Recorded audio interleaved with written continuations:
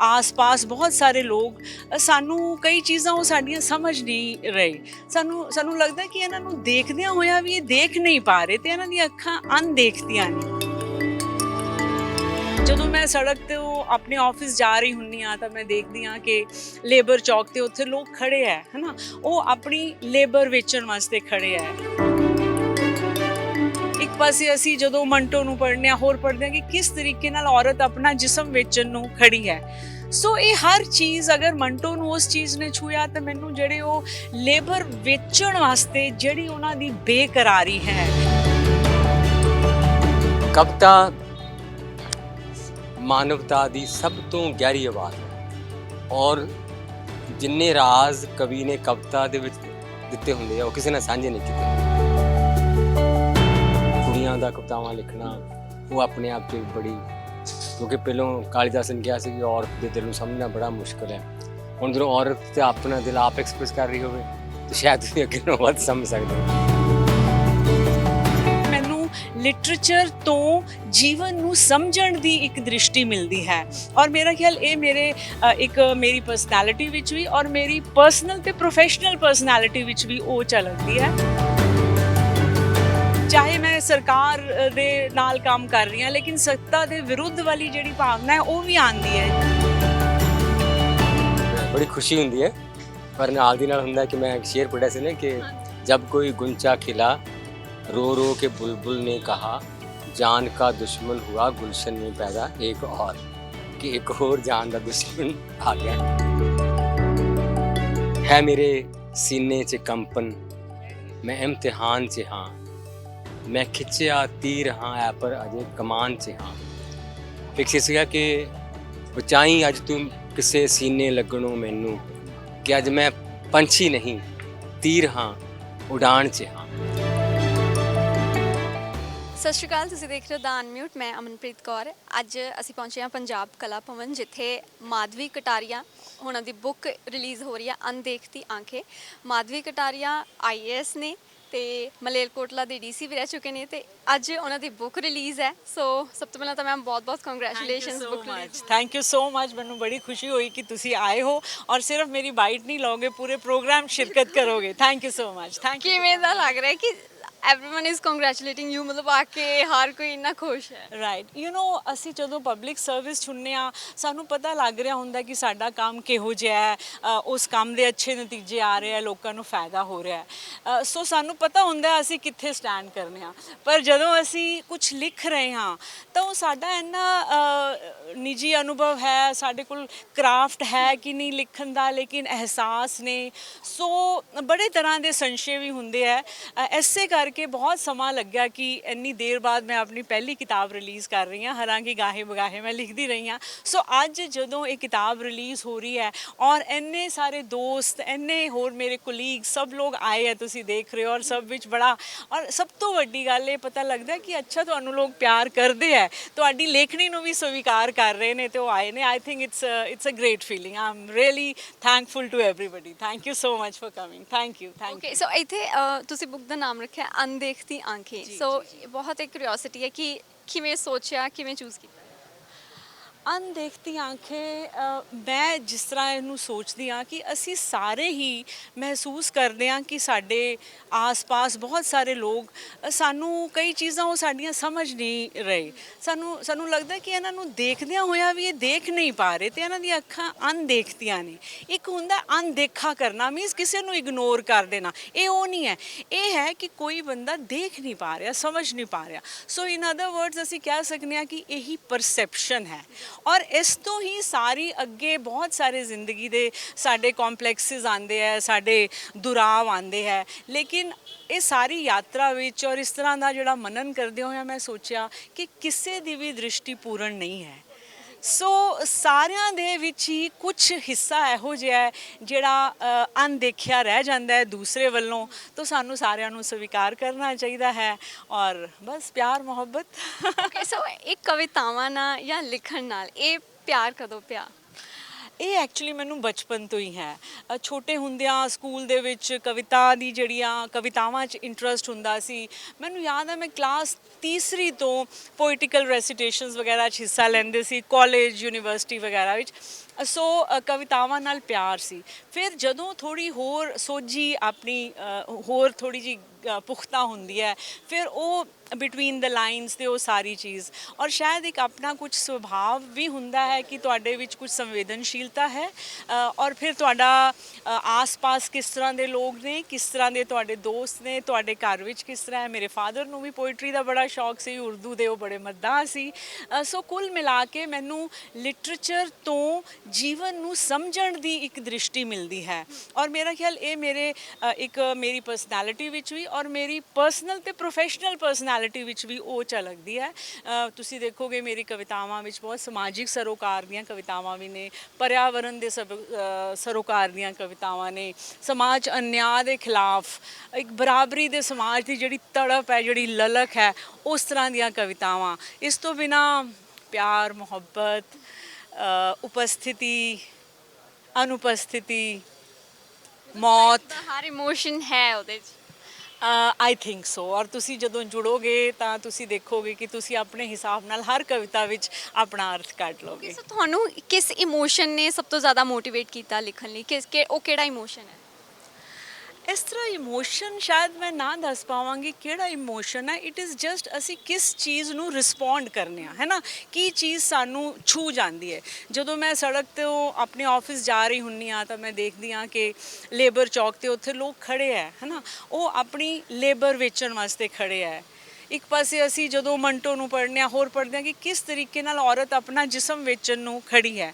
ਸੋ ਇਹ ਹਰ ਚੀਜ਼ ਅਗਰ ਮੰਟੋ ਨੂੰ ਉਸ ਚੀਜ਼ ਨੇ ਛੂਇਆ ਤਾਂ ਮੈਨੂੰ ਜਿਹੜੇ ਉਹ ਲੇਬਰ ਵੇਚਣ ਵਾਸਤੇ ਜਿਹੜੀ ਉਹਨਾਂ ਦੀ ਬੇਕਰਾਰੀ ਹੈ, ਔਰ ਜਿਹੜੀ ਉਹਨਾਂ ਦੇ ਪਿੱਛੇ ਬੈਕਗਰਾਊਂਡ ਸਟੋਰੀ ਹੈ। ਕੋਈ ਵੀ ਬੰਦਾ ਕੇਲੇ ਲਗਾ ਕੇ ਬੈਠਾ ਹੈ ਤੇ ਉਹ ਸੋਚਦਾ ਕੋਈ ਕੇਲੇ ਲੈ ਜਾਏ, ਕੋਈ ਅੰਡੇ ਵੇਚ ਰਿਹਾ। ਸੋ ਆਲ ਥੀਸ ਥਿੰਗਸ ਮੈਂ ਚਲਦੇ ਹੋਏ ਜਦੋਂ ਦੇਖਦੀ ਸੀ ਤੇ ਮੇਰੇ ਅੰਦਰ ਇੱਕ ਸਟੋਰੀ ਚਲਦੀ ਸੀ ਉਹਨਾਂ ਬਾਰੇ ਕਿ ਕਿਸ ਤਰ੍ਹਾਂ ਇਹ ਇੰਨੀ ਲੰਬੀ ਜ਼ਿੰਦਗੀ ਹੈ ਤੇ ਇਹ ਸੜਕ 'ਤੇ ਆਪਣੀ ਉਤਸੁਕਤਾ ਨਾਲ ਦੇਖ ਰਹੇ ਨੇ ਔਰ ਉਮੀਦ ਨਾਲ ਰਹਿ ਰਹੇ ਨੇ। ਓਕੇ, ਕੋਈ ਬੁੱਕ ਹੈ ਜਿਹਨੇ ਮਤਲਬ ਬਹੁਤ ਪ੍ਰਭਾਵ ਪਾਇਆ ਹੋਵੇ ਤੁਹਾਡੇ ਤੇ? ਨਹੀਂ, ਕੋਈ ਇਸ ਤਰ੍ਹਾਂ ਇੱਕ ਖਾਸ ਉਚੇਚੀ ਬੁੱਕ ਨਹੀਂ, ਬਟ ਮੇਰਾ ਖਿਆਲ ਬੁੱਕਸ ਤੋਂ ਜ਼ਿਆਦਾ ਮੇਰੇ ਜਿਹੜੇ ਕਵੀ ਦੋਸਤ ਨੇ, ਹੈ ਨਾ, ਉਹਨਾਂ ਦੇ ਨਾਲ ਉਹਨਾਂ ਦੀ ਸੋਬਤ ਔਰ ਇੱਕ ਜ਼ਿੰਦਗੀ ਨੂੰ ਜਿਹੜਾ ਗਹਿਰਾਈ ਨਾਲ ਜਿਉਣ ਔਰ ਦੇਖਣ ਦੀ ਜਿਹੜੀ ਮੇਰੀ ਇੱਕ ਆਪਣੀ ਤਾਂਘ ਹੈ, I think that is what it is. ਸੋ ਇੱਕ ਪਬਲਿਕ ਰਿਸਪੌਂਸਿਬਿਲਿਟੀ ਨਿਭਾਉਂਦੇ ਨਾਲ ਇੱਕ ਕਿਤਾਬ ਲਿਖਣਾ ਐਂਡ ਆਬਵੀਅਸਲੀ ਫੈਮਿਲੀ ਰਿਸਪੌਂਸਿਬਿਲਿਟੀਜ਼ ਵੀ ਹੁੰਦੀਆਂ ਨੇ, ਇਹ ਸਭ ਕੁਝ ਚੈਲੰਜਿੰਗ ਸੀਗਾ ਜਾਂ ਮੈਨੇਜ ਕਰ ਲਿਆ? ਐਕਚੁਅਲੀ ਜ਼ਿੰਦਗੀ ਵਿੱਚ ਸਾਰਾ ਕੁਝ ਨਾਲ ਹੀ ਚੱਲਦਾ ਹੈ। ਮੈਨੇਜ ਪਤਾ ਨਹੀਂ, ਅਸੀਂ ਜਿੰਨਾ ਹੀ ਕੁਝ ਕਰਦੇ ਹਾਂ ਉਨਾ ਹੀ ਹੋਰ ਜ਼ਿਆਦਾ ਕਰ ਸਕਦੇ ਹਾਂ। ਸੋ ਮੇਰਾ ਖਿਆਲ ਇਸ ਵਿੱਚ ਇਹ ਨਹੀਂ ਕਿ ਪ੍ਰੋਫੈਸ਼ਨਲ ਲਾਈਫ ਦੇ ਨਾਲ ਤੁਸੀਂ ਇਹੋ ਜਿਹੇ ਪਲ ਨਹੀਂ ਜਿਉਂਦੇ, ਤੁਸੀਂ ਇਹ ਜਿਹੇ ਪਲ ਜਿਉਂਦੇ ਹੋ, ਬਲਕਿ ਪ੍ਰੋਫੈਸ਼ਨਲ ਲਾਈਫ ਇਟਸੈਲਫ ਵਿੱਚ ਵੀ ਤੁਹਾਨੂੰ ਬਹੁਤ ਇਹੋ ਜਿਹੀਆਂ ਸਥਿਤੀਆਂ ਆਉਂਦੀਆਂ ਜਿਹੜੀਆਂ ਤੁਹਾਨੂੰ ਪ੍ਰੋਵੋਕ ਕਰਦੀਆਂ, ਜਿਹੜੀਆਂ ਤੁਹਾਨੂੰ ਚਾਹੇ ਮੈਂ ਸਰਕਾਰ ਦੇ ਨਾਲ ਕੰਮ ਕਰ ਰਹੀ ਹਾਂ ਲੇਕਿਨ ਸੱਤਾ ਦੇ ਵਿਰੁੱਧ ਵਾਲੀ ਜਿਹੜੀ ਭਾਵਨਾ ਹੈ ਉਹ ਵੀ ਆਉਂਦੀ ਹੈ, ਜਿਹੜੀ ਹੱਕਾਂ ਦੇ ਬਾਰੇ ਭਾਵਨਾ ਹੈ ਉਹ ਵੀ ਆਉਂਦੀ ਹੈ। ਸੋ ਇਹ ਸਾਰੀਆਂ ਚੀਜ਼ਾਂ ਨਾਲ ਚੱਲਦੀਆਂ ਰਹਿੰਦੀਆਂ ਨੇ। ਅੱਜ ਸੁਰਜੀਤ ਪਾਤਰ ਸਰ ਵੀ ਆਏ ਨੇ ਜੋ ਸਾਹਿਤ ਦੀ ਦੁਨੀਆ 'ਚ ਇੱਕ ਵੱਡਾ ਨਾਮ ਨੇ, ਸੋ ਉਹ ਤੁਹਾਡੀ ਬੁੱਕ ਲਾਂਚ ਤੇ ਆਏ ਨੇ, ਸੋ ਜੀ ਮੇਰੇ ਵਾਸਤੇ ਬਹੁਤ ਮਾਣ ਦੀ ਗੱਲ ਹੈ, ਬਹੁਤ ਸੁਭਾਗਾ ਦਿਨ ਹੈ। ਪੰਜਾਬ ਦੇ ਸਾਡੇ ਸਿਰਮੌਰ ਕਵੀ ਨੇ, ਮੈਂ ਉਹਨਾਂ ਨੂੰ ਬੇਨਤੀ ਕੀਤੀ, ਉਹਨਾਂ ਨੇ ਮੇਰੀ ਬੇਨਤੀ ਕਬੂਲ ਕੀਤੀ, ਉਹਨਾਂ ਦਾ ਬਹੁਤ ਵੱਡਾ ਪਨ ਹੈ। ਮੈਂ ਤਾਂ ਬਹੁਤ ਹੀ ਛੋਟਾ, ਮੈਂ ਲਿਖਣ ਵਾਲਾ ਵੀ ਪਤਾ ਨਹੀਂ ਕੀ ਹਾਂ ਜਾਂ ਨਹੀਂ ਹਾਂ, ਲੇਕਿਨ ਅੱਜ ਬਹਰਹਾਲ ਪੇਸ਼ ਹੈ। ਔਰ ਸੁਰਜੀਤ ਪਾਤਰ ਜੀ ਨੇ ਜੋ ਕਵਿਤਾਵਾਂ ਕੁਝ ਪੜ੍ਹੀਆਂ ਤੇ ਉਹਨਾਂ ਨੇ ਚੰਗੇ ਸ਼ਬਦ ਵੀ ਕਹੇ ਜਿਸ ਨਾਲ ਮੇਰਾ ਹੋਰ ਹੌਸਲਾ ਬਣਿਆ। ਇਸੇ ਤਰ੍ਹਾਂ ਇੱਕ ਮੇਰੀ ਕਵਿਤਾ ਹੈਗੀ ਏ ਆਦਮੀ ਔਰਤ ਔਰ ਵਸੰਤ, ਜਿਹੜੀ ਕਿ ਮੈਂ ਕੇਦਾਰਨਾਥ ਸਿੰਘ ਹਿੰਦੀ ਦੇ ਬਹੁਤ ਵੱਡੇ ਕਵੀ ਹੋਏ ਨੇ, ਉਹਨਾਂ ਦੀ ਪੋਇਮ ਬਨਾਰਸ ਨੂੰ ਪੜ੍ਹ ਕੇ ਲਿਖਿਆ ਔਰ ਮੈਂ ਨੀਚੇ ਉਹਦਾ ਕਿਤਾਬ ਵਿੱਚ ਜ਼ਿਕਰ ਵੀ ਕੀਤਾ। ਸੋ ਮੈਨੂੰ ਇੱਕ ਵਾਰੀ ਕੇਦਾਰਨਾਥ ਸਿੰਘ ਜੀ ਬਾਈ ਚਾਂਸ ਦਿੱਲੀ ਰਿਖਤਾ ਦੇ ਫੰਕਸ਼ਨ 'ਤੇ ਮਿਲੇ ਤੇ ਮੈਂ ਉਹਨਾਂ ਨੂੰ ਕਿਹਾ ਸਰ ਮੈਂ ਤੁਹਾਡੀਆਂ ਕਵਿਤਾਵਾਂ ਪੜ੍ਹਦੀ ਹਾਂ, ਇੱਕ ਕਵਿਤਾ ਤੁਹਾਡੀ ਮੈਂ ਪੜ੍ਹੀ, ਉਹਦੇ ਬਾਅਦ ਬਿਲਕੁਲ ਹੋਰ ਤਰਜ਼ 'ਤੇ ਮੇਰੀ ਇੱਕ ਕਵਿਤਾ ਇਸ ਤਰ੍ਹਾਂ ਹੋਈ ਤੇ ਮੈਂ ਚਾਹਾਂਗੀ ਕਿ ਤੁਸੀਂ ਉਹਨੂੰ ਪੜ੍ਹੋ। ਸੋ ਸਰ ਨੇ ਕਬੂਲ ਕੀਤਾ, ਸਰ ਨੇ ਉਹ ਪੜ੍ਹੀ ਕਵਿਤਾ ਔਰ ਉਹਨਾਂ ਨੇ ਬਹੁਤ ਤਾਰੀਫ ਕੀਤੀ ਔਰ ਉਸ ਤੋਂ ਐਕਚੁਅਲੀ ਮੇਰਾ ਪਹਿਲੀ ਵਾਰੀ ਹੌਸਲਾ ਬਣਿਆ ਕਿ ਅੱਛਾ ਹੁਣ ਮੈਂ ਵੀ ਕਵਿਤਾ ਛਾਪ ਸਕਦੀ ਹਾਂ।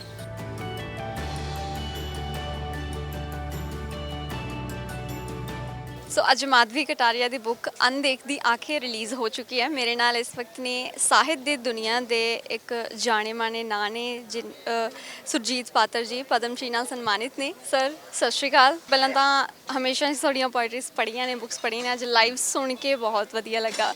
ਤੇ ਪਹਿਲਾ ਸਵਾਲ ਮੇਰਾ ਇਹੀ ਕਿ ਤੁਸੀਂ ਬੁੱਕ ਲਾਂਚ ਤੇ ਅੱਜ ਆਏ, ਮਾਧਵੀ ਕਟਾਰੀਆ ਜੀ ਦੀ ਬੁੱਕ ਪਹਿਲੀ ਬੁੱਕ ਹੈ, ਸੋ ਕਿਵੇਂ ਲੱਗਦਾ ਹੈ ਕਿ ਜਦੋਂ ਇੱਕ ਕਵੀ ਇੱਕ ਦੂਜੇ ਕਵੀ ਨੂੰ ਐ ਉਤਸ਼ਾਹਿਤ ਕਰਨਾ ਹੁੰਦਾ?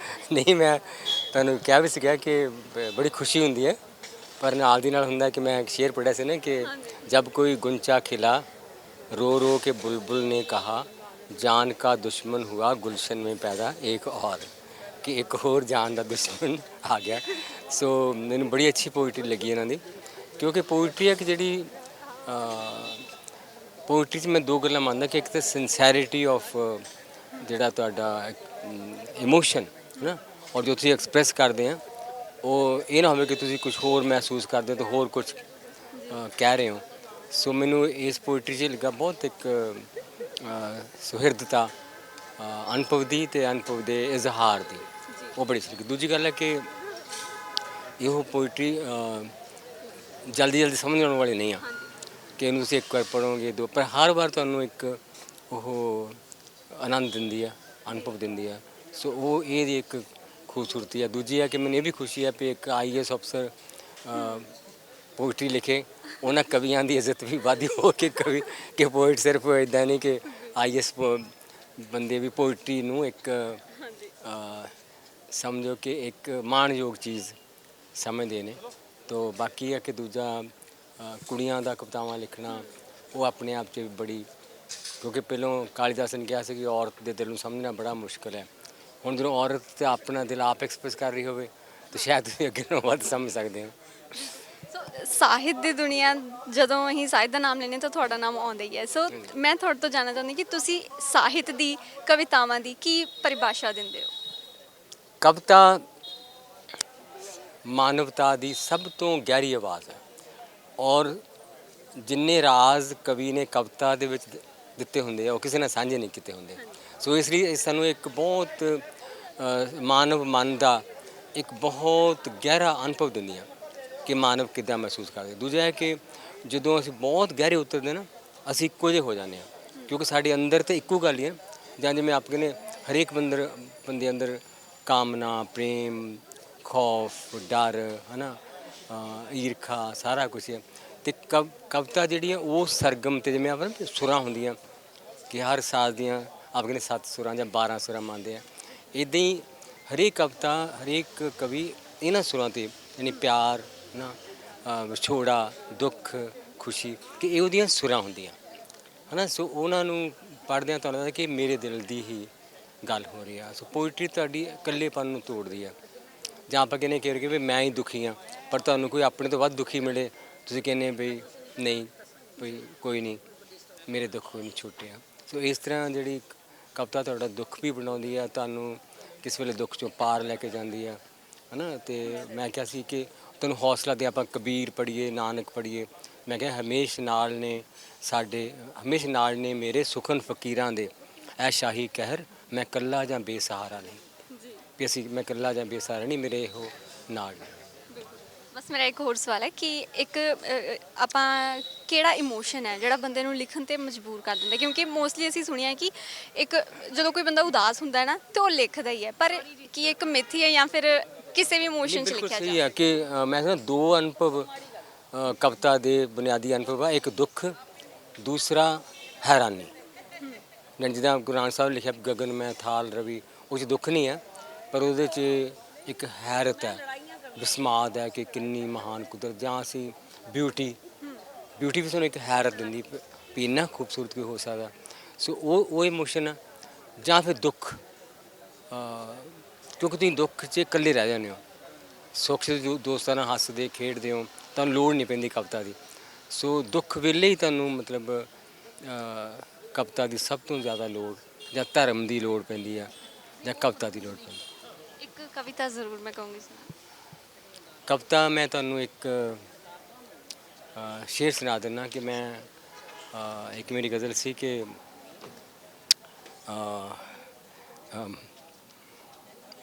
ਹੈ ਮੇਰੇ ਸੀਨੇ 'ਚ ਕੰਪਨ ਮੈਂ ਇਮਤਿਹਾਨ 'ਚ ਹਾਂ ਮੈਂ ਖਿੱਚਿਆ ਤੀਰ ਹਾਂ ਐ ਪਰ ਅਜੇ ਕਮਾਨ 'ਚ ਹਾਂ ਫਿਕਸ ਸੀਗਾ ਕਿ ਬਚਾਈ ਅੱਜ ਤੂੰ ਕਿਸੇ ਸੀਨੇ ਲੱਗਣੋਂ ਮੈਨੂੰ ਕਿ ਅੱਜ ਮੈਂ ਪੰਛੀ ਨਹੀਂ ਤੀਰ ਹਾਂ ਉਡਾਨ 'ਚ ਹਾਂ ਔਰ ਛੁਪਾ ਕੇ ਰੱਖਦਾ ਹਾਂ ਤੈਥੋਂ ਮੈਂ ਤਾਜ਼ੀਆਂ ਨਜ਼ਮਾਂ ਮਤਾਂ ਤੂੰ ਜਾਣ ਕੇ ਰੋਵੇਂ ਮੈਂ ਕਿਸ ਜਹਾਨ 'ਚ ਹਾਂ ਔਰ ਇਹ ਲਫ਼ਜ਼ ਮੇਰੇ ਨਹੀਂ ਪਰ ਇਹ ਵਾਕ ਮੇਰਾ ਹੈ ਇਹ ਲਫ਼ਜ਼ ਮੇਰੇ ਨਹੀਂ ਪਰ ਇਹ ਵਾਕ ਮੇਰਾ ਹੈ ਜਾਂ ਇਹ ਵੀ ਨਹੀਂ ਐਵੇਂ ਮੈਂ ਵਿੱਚ ਗੁਮਾਨ ਤੇ ਹਾਂ ਵੀ ਇਹ ਮੈਨੂੰ ਸ਼ੇਰ ਥੋੜ੍ਹਾ ਭੁੱਲ ਗਿਆ ਜਾਂ ਖਬਰੇ ਇਹ ਵੀ ਨਹੀਂ ਐਵੇਂ ਮੈਂ ਗੁਮਾਨ 'ਚ ਹਾਂ ਤੇ ਬਸ ਉਹੀ ਹੋ समझो कि एक गज़ल के अंदर कोई शेर याद आए।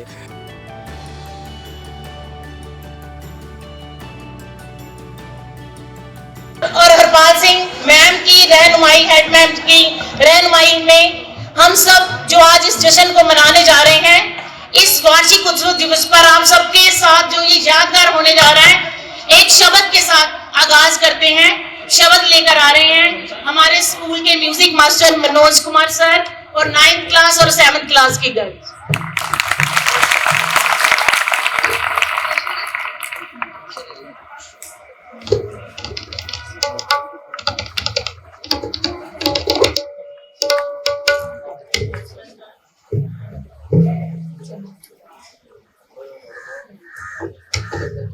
वाहिगुरु जी का खालसा वाहिगुरु जी की फतेह।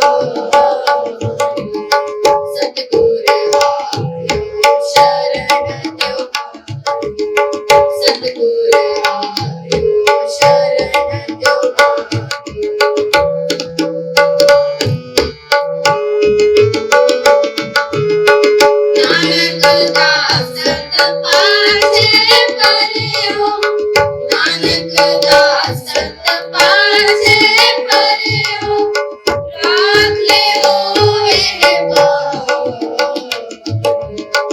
राख ले ओ हे बाबा सतगुर आयो शरण त्योहार सतगुर आयो शरण त्योहार सतगुर आयो सतगुर आयो सतगुर आयो शरण त्योहार ਕਿਉਂਕਿ ਇਹਦੇ ਵਿੱਚ ਡਾਕਟਰ ਨੂੰ ਵੀ ਡਰ ਹੁੰਦਾ ਕਿ ਜੇ ਉਹਦੇ ਵੀ ਕਿਤੇ ਕੱਟ ਲੱਗ ਗਿਆ ਤਾਂ ਉਹ ਵੀ ਪੋਜ਼ਿਟਿਵ ਹੋ ਜਾਊਗਾ। ਸੋ ਪੂਰਾ ਹੌਸਲਾ ਕਰਕੇ ਮੈਂ ਉਹਨੂੰ ਹਾਂ ਕਰ ਦਿੱਤੀ ਪੇਸ਼ੈਂਟ ਨੂੰ ਕਿ ਮੈਂ ਤੇਰੀ ਸਰਜਰੀ ਕਰਾਂਗੀ। ਸੋ ਅਲਟੀਮੇਟਲੀ ਪੂਰਾ ਆਪਰੇਸ਼ਨ ਥੀਏਟਰ ਤਿਆਰ ਕਰਕੇ ਬੜਾ ਮੈਂ ਆਪਣੀ ਟੀਮ ਨੂੰ ਵੀ ਮੋਟੀਵੇਟ ਕਰਕੇ ਕਿ ਕੁਛ ਨਹੀਂ ਹੁੰਦਾ, ਸੋ ਉਹਨੂੰ ਆਪਰੇਟ ਕੀਤਾ। ਪੇਸ਼ੈਂਟ ਦੀ ਵਿਜ਼ਨ ਵੀ ਆਈ। ਸੋ ਪੇਸ਼ੈਂਟ ਜਦੋਂ ਠੀਕ ਹੁੰਦਾ ਤਾਂ ਉਹਦੀ ਖੁਸ਼ੀ ਦਾ ਵੀ ਕੋਈ ਅੰਤ ਨਹੀਂ ਸੀ। ਔਰ ਮੇਰੇ ਦਿਮਾਗ 'ਚ ਇੱਕ ਗੱਲ ਜੋ ਬਾਰ-ਬਾਰ ਆ ਰਹੀ ਸੀ ਕਿ ਕਿਉਂਕਿ ਮੁਕਤਸਰ ਦੀ ਧਰਤੀ ਸੀ ਤਾਂ ਮੈਨੂੰ ਇੱਕ ਗੱਲ ਬਾਰ-ਬਾਰ ਸਟ੍ਰਾਈਕ ਕਰ ਰਹੀ ਸੀ ਕਿ ਮੁਕਤਸਰ ਦੀ ਧਰਤੀ ਤੇ ਬੇਦਾਵੇ ਲਿਖੇ ਨਹੀਂ ਜਾਂਦੇ। ਸੋ ਇਹ ਚੀਜ਼, ਮੈਂ ਕੋਈ ਰਾਈਟਰ ਨਹੀਂ ਆ, ਪਰ ਉਹ ਸਬਕੌਂਸ਼ੀਅਸ ਮਾਈਂਡ ਜਿਹੜਾ ਆਪਾਂ ਨੂੰ ਵਾਰ-ਵਾਰ ਅਲਰਟ ਜ਼ਰੂਰ ਕਰਦਾ ਕਿ ਅਸੀਂ ਠੀਕ ਹਾਂ ਜਾਂ ਗਲਤ ਹਾਂ। ਸੋ ਮੈਂ ਫਿਰ ਉਸੇ ਗੱਲ ਤੇ ਆਵਾਂਗੀ ਕਿ ਅਣਦੇਖਤੀ ਆਂਖੇ ਇਹ ਉਹੀ ਅੱਖਾਂ ਨੇ ਜਿਨ੍ਹਾਂ ਨੇ ਸਾਡੇ ਸਮਾਜ ਨੂੰ ਬਹੁਤ ਜ਼ਿਆਦਾ ਜ਼ਿੰਮੇਵਾਰੀ ਤੋਂ ਪਾਸੇ ਕੀਤਾ ਹੋਇਆ। ਅਸੀਂ ਇੱਕ ਇਨਸਾਨ ਹੋਣ ਦੇ ਨਾਤੇ ਸਿਰਫ ਨਿੱਜ ਤੱਕ ਸੀਮਤ ਰਹਿ ਗਏ। ਬਹੁਤ ਵੱਡਾ ਕੁਐਸਚਨ। ਮੈਂ ਐਜ਼ ਅ ਪੋਲੀਟੀਸ਼ੀਅਨ ਇੱਕ ਇਨਸਾਨ ਦੇ ਤੌਰ ਤੇ ਗੱਲ ਕਰਾਂਗੀ ਕਿ ਅਸੀਂ ਸਿਰਫ ਨਿੱਜ ਤੱਕ ਹੀ ਸੀਮਤ ਰਹਿ ਗਏ। ਸਾਡੇ ਆਸੇ-ਪਾਸੇ ਕੀ ਹੋ ਰਿਹਾ ਸਾਨੂੰ ਉਹਦੇ ਨਾਲ ਕੋਈ ਮਤਲਬ ਨਹੀਂ। ਸਾਡੇ ਬੱਚੇ ਔਰ ਸਾਡਾ ਘਰ, ਸਾਡਾ ਪਰਿਵਾਰ, ਇਹੀ ਸਾਡੀ ਜ਼ਿੰਦਗੀ ਹੋ ਗਈ। ਪਰ ਸਾਡੇ ਸਮਾਜ ਦੇ ਵਿੱਚ ਕੀ ਕੁਛ ਵਾਪਰ ਰਿਹਾ, ਅਸੀਂ ਬਹੁਤ ਸਾਰੇ ਲੋਕ ਇਹੋ ਜਿਹੇ ਹਾਂ ਜਿਹੜੇ ਉਸ ਚੀਜ਼ ਤੋਂ ਬਹੁਤ ਪਾਸੇ ਹਾਂ। ਮੈਂ ਰਾਈਟਰ ਤਾਂ ਨਹੀਂ ਹਾਂ, ਪਰ ਮੈਂ ਉਹਨਾਂ ਲੋਕਾਂ ਲਈ ਮੈਂ ਵੀ ਇੱਕ ਵਾਰ ਇੱਕ ਦੋ ਲਾਈਨਾਂ ਲਿਖੀਆਂ ਸੀ। ਪੱਥਰ ਦੀ ਅੱਖ। ਸਾਡੇ ਕੋਲ ਇਹੋ ਜਿਹੇ ਮਰੀਜ਼ ਆਉਂਦੇ ਸੀ ਜਿਨ੍ਹਾਂ ਦੀ ਅੱਖ ਖਤਮ ਹੋ ਜਾਂਦੀ ਸੀ, ਵਿਜ਼ਨ ਆ ਹੀ ਨਹੀਂ ਸਕਦੀ, ਚਾਹੇ ਕੋਈ ਆਪਰੇਸ਼ਨ ਕਰ ਲਓ। ਤਾਂ ਉਹ ਮਰੀਜ਼ ਕਹਿੰਦੇ ਹੁੰਦੇ ਸੀ, ਬਹੁਤੀ ਵਾਰ ਇਸ ਤਰ੍ਹਾਂ ਹੋਇਆ ਕਿ ਸਾਡੇ ਪੱਥਰ ਦੀ ਅੱਖ ਪਾ ਦਿਓ। ਸਾਡੇ ਕੋਲ ਪ੍ਰੋਸਥੀਸਿਸ ਆਉਂਦੇ ਆ ਵੀ ਉਹ ਬਾਹਰੋਂ ਦੇਖਣ ਨੂੰ ਲੱਗਦਾ ਕਿ ਅੱਖ ਹੈ ਜੀ, ਪਰ ਉਹਦੇ 'ਚ ਵਿਜ਼ਨ ਨਹੀਂ ਹੁੰਦੀ। ਸੋ ਉਹ ਪੱਥਰ ਦੀ ਅੱਖ ਐਕਚੁਅਲੀ ਮੈਨੂੰ ਜਦੋਂ ਫੀਲ ਹੋਇਆ, ਮੈਂ ਵੀ ਕਿਸੇ ਦੇ ਇਸ ਤਰ੍ਹਾਂ ਪੱਥਰ ਦੀ ਅੱਖ ਪਤਾ ਨਹੀਂ ਕਿੰਨੇ ਪੇਸ਼ੈਂਟਸ ਤੇ ਪਾਈ ਹੋਣੀ ਆ। ਉਹ ਇੱਕ ਸਬਕੌਂਸ਼ੀਅਸ ਮਾਈਂਡ 'ਚ ਕਹਿ ਲਓ ਕਿ ਗੱਲਾਂ ਆਈਆਂ ਕਿ ਅਸੀਂ ਉਹ ਸਾਫ਼ ਸੁਥਰੇ ਤੇ ਉੱਚੇ ਲੋਕ ਹਾਂ ਜਿਨ੍ਹਾਂ ਨੇ ਲਗਾ ਲਈ ਹੈ ਆਪਣੇ ਚਿਹਰੇ ਤੇ ਪੱਥਰ ਦੀ ਅੱਖ, ਜੋ ਨਾ ਕੁਛ ਦੇਖਦੀ ਹੈ ਨਾ ਸੁਣਦੀ ਹੈ, ਨਾ ਤਾਂ ਕਿਸੇ ਮਾਂ ਦਾ ਵਿਰਲਾਪ ਸੁਣ ਕੇ ਰੋਂਦੀ ਹੈ ਤੇ ਨਾ ਹੀ ਕਿਸੇ ਬੱਚੇ ਦੀ ਕਿਲਕਾਰੀ ਦੇਖ ਕੇ ਖੁਸ਼ ਹੁੰਦੀ ਹੈ, ਨਾ ਹੀ ਮਾਸੂਮ ਚਿੜੀਆਂ ਦਾ ਵਿਰਲਾਪ ਦੇਖ ਕੇ ਸ਼ਰਮਿੰਦਾ ਹੁੰਦੀ ਹੈ।